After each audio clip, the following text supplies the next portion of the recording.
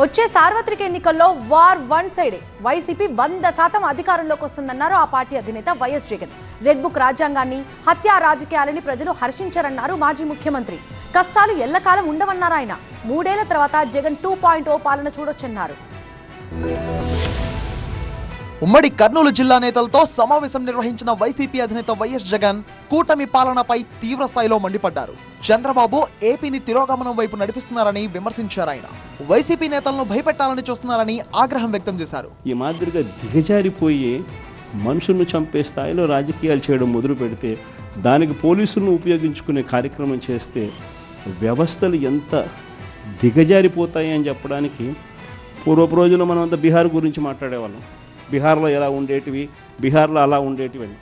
ఈరోజు బీహార్ గురించి మాట్లాడాల్సిన పనుల ఆంధ్ర రాష్ట్రం ఎలా ఉంది అని చెప్పి చూస్తే బీహార్ను మించిపోయిన పరిస్థితిలో ఆంధ్ర రాష్ట్రం కనిపిస్తూ ఉంది. 3 ఏళ్లు కళ్ళు మూసుకుంటే అధికారం వైసీపీదే అన్నారు జగన్. కష్టాలు శాశ్వతం కాదు. ఒక చీకటి వచ్చిన తర్వాత ఖచ్చితంగా వెలుతురు వస్తుంది. ఇది ప్రతి ఒక్కరం గుర్తుపెట్టుకోండి.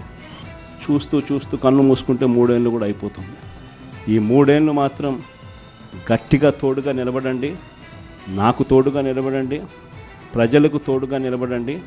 ఆ తర్వాత మళ్ళీ వైఎస్ఆర్ కాంగ్రెస్ పార్టీ మళ్ళీ అధికారంలోకి ఖచ్చితంగా వస్తుంది. ప్రజలకు మేలు చేసేలా, కార్యకర్తలకు అభయం ఇచ్చేలా పాలన సాగిస్తామన్నారు మాజీ సీఎం. జగన్ 2 పాలన ఖచ్చితంగా జరుగుతుందని మాత్రం చెప్తాను.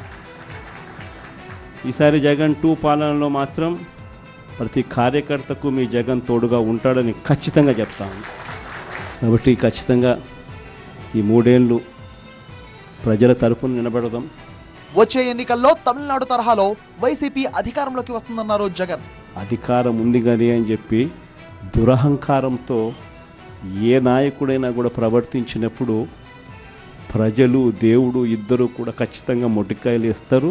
పోలీసులను అడ్డం పెట్టుకుని కూటమి ప్రభుత్వం చేస్తున్న అరాచకాలకు ప్రజలు ఓటు ద్వారానే బుద్ధి చెబుతారన్నారు మాజీ సీఎం వైఎస్ జగన్.